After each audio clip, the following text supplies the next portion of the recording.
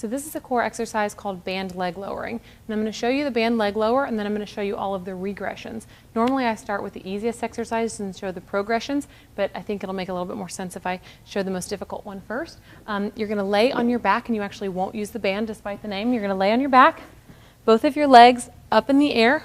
You're going to lock your knees, flex your toes back towards you, and the most important part is you want to pin your low back into the ground as hard as you can. So you're pulling your rib cage towards your pelvis, pinning your low back into the ground, arms about 30 degrees out from the body. While you keep your toes flexed back towards you and you lock your knees, you're going to very slowly lower one leg towards the ground. You want to stop when you feel that your low back is no longer being pressed into the ground. So lower. I can only get to about here. Ideally, you'd be able to get all the way to the ground while keeping your low back pinned. If you want to make this a little bit easier, that's where the band comes in. The band goes underneath your foot. Again, you assume the same position, and the foot that's being held by the band is the one that stays up. A lot of people will try to lower and raise this one.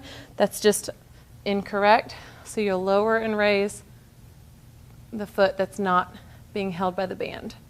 Again, if you want to make it even easier, you can pull one knee to your chest. This is really important. This is a tough exercise. As you can see, I'm struggling with it. If you feel anything in your lower back, you always want to regress to the lower version of the exercise. So instead of using a band, you can also pull your knee towards your chest, lower and raise. And if that is still too difficult, put your one foot on the ground, put the other leg out in front of you, and actually use your low ab to lower and raise your other leg. So the most difficult variation is with no assistance, both legs up.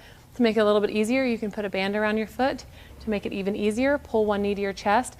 And the easiest variation is one foot on the ground, lower and raise the other leg. And that's band leg lowering in all of its variations.